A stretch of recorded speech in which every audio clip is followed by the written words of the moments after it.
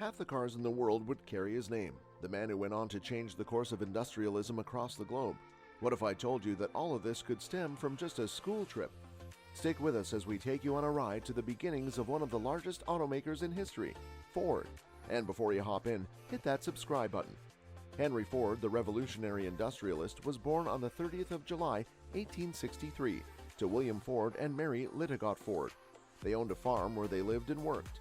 In fact, Henry was also born on this very farm. He was the oldest child and had 5 siblings. Henry did not like the life he was born into.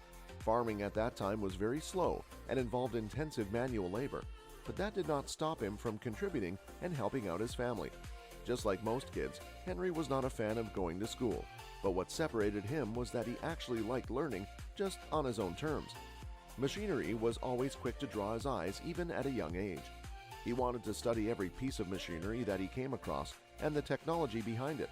What he says is a moment that changed the course of his life is when his father gifted him a pocket watch at the age of 12. He did what most kids would have feared to do. After some time, he was able to understand how the watch worked, and he took it apart. And not only could he take it apart, he was able to put it back together, that too, in just a matter of a few minutes. The watch that his father gifted was not the only set of watches that came across Henry's hands. He also did the same with his friends and relatives. Eventually, he became a go-to person for watch repairs in his neighborhood. He soon encountered another life-changing event. During a school trip to one of the rail companies in Detroit, he got to observe a working steam engine. The steam engine was no longer an exclusivity. It started being used in the farming industry, in threshing machines and sawmills. Henry left no opportunity to waste as he learned its workings and how you could fix them. And at just 15 years old, Henry constructed his own steam engine. But his happiness did not last long. His mother passed away from a sudden illness. Henry was left devastated. He no longer wanted the life of the firm and wanted to get away as far as possible. Henry packed his bags and left home. And he ended up in a city that was perfect for him, Detroit. Detroit was developing rapidly in terms of industries and engineers, and mechanics were in great demand. Henry joined Michigan Car Company, which was a car manufacturing company, but he was fired before he could even work for a week. Unemployed, he took up work as an apprentice at a machine shop and a second job as a jewelry cleaner and a watch repairman to make his ends meet. His childhood obsession came in handy. He later returned to his father's farm. Even though Henry was uninterested in the farm, what did spark his interest was the new portable steam engine in the farm. Henry's expertise with the machine soon spread. The Westinghouse Engine Company from New York hired Henry to set up and service Westinghouse steam tractor engines throughout southern Michigan. Henry soon moved to Detroit with his future wife Clara Bryant Ford. Soon, Henry read about the gas engine, which was unheard of in America. Fascinated by its design, Henry went on to search for one in America and was able to find someone who owned it in the city. His fascination only grew as he couldn't figure out how it worked. Determined to know how it worked, Henry joined Edison Illuminating Company.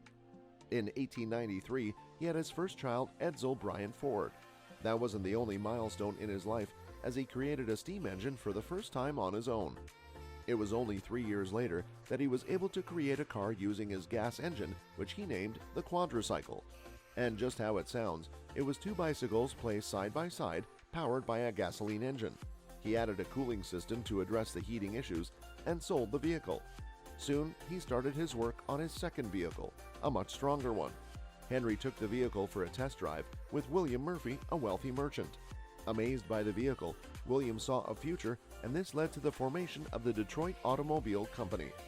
But this did not last long. Henry's vision and the stakeholders' demands did not go along.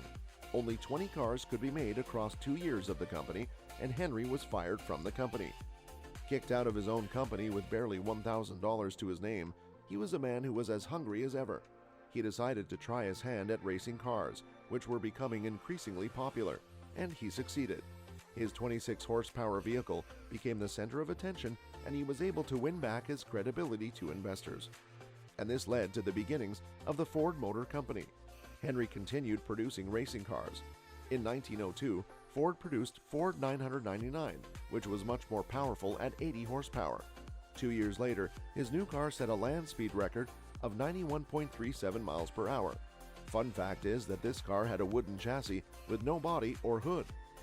At the time, cars were an item of luxury. Only the wealthy had access to cars. But Ford believed that everyone deserved to experience the machine.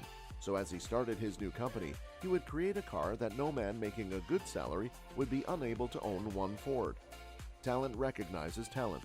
Henry was able to bring in the best creative minds into the business. But for him to meet his dream, it took him nearly 20 different designs before finding the perfect one.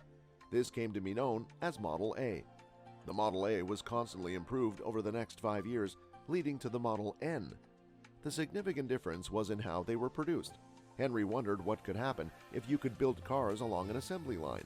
An important factor as to why his first company failed was because of his slow production times. Could an assembly line make all the difference? Henry was able to raise enough money to build his own factory and employ over 300 workers that built 25 cars a day. He then worked on perfecting his assembly line. He also started manufacturing his own engines. The Model N became the best-selling car in the US, and the assembly line increased the speed of production by 5 times. Ford became the biggest car in America, but Henry was destined for more. He came across vanadium steel, which was much stronger yet lighter than the steel which was previously used for engines. Henry used this steel to make the engines for one of the most iconic cars ever, the Model T. But the Model T was actually one of the most expensive cars at the time. But that didn't stop it from selling like hotcakes. Over 15,000 orders were placed in just days within its release. Henry had to upscale the production. A new plant was built in Michigan in 1910, and after a lot of trial and error, he was able to employ an assembly line which made sure the work would be brought to the worker. What once used to take 12 hours now needs just 90 minutes. Ford's production was more than all the other car manufacturers combined.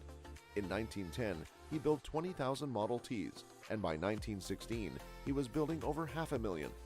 At the same time, Henry focused on reducing the cost of his car. The price of the vehicle was less than half of what it initially came out to be. To prevent workers leaving his company, he increased the wages to nearly $5. What everyone believed to be a disastrous decision that would lead to the company's downfall, it did quite the opposite. Mechanics would even travel across the country to work for Ford. Henry Ford was credited with Fordism. In simple terms, the mass production of inexpensive goods coupled with high wages for workers. This became the standard for industrialism in the U.S. Henry was annoyed by other stakeholders interfering in the company, so he proceeded to buy everyone out and became the sole owner of this empire. Nothing lasts forever. The other manufacturers started to catch up, and by 1936, Ford became third place in the U.S. market. But around the same time, Henry introduced the innovative V8 engine, but this wasn't enough to turn the tides. The Great Depression was harsh on Henry, and he had to let go of lots of his workers. In 1943, a tragedy struck as Henry lost his son. 2 years later, he gave the control of the company to his grandson. For the better or worse, Henry did not live long after that. On the 7th of April 1947, Henry met his death from cerebral hemorrhage. Even though Henry died, his name continues to live on. Ford is one of the biggest automobile companies in the world. Ford's F-150 is the best-sold vehicle in the U.S. for over 40 years. It's not just cars. Ford's innovations such as the assembly lines and his industrialist ideas still pervade today. Is Ford still the favorite in the hearts of the Americans? Can Ford reclaim its throne as the biggest automaker? Let us know what you think in the comments below.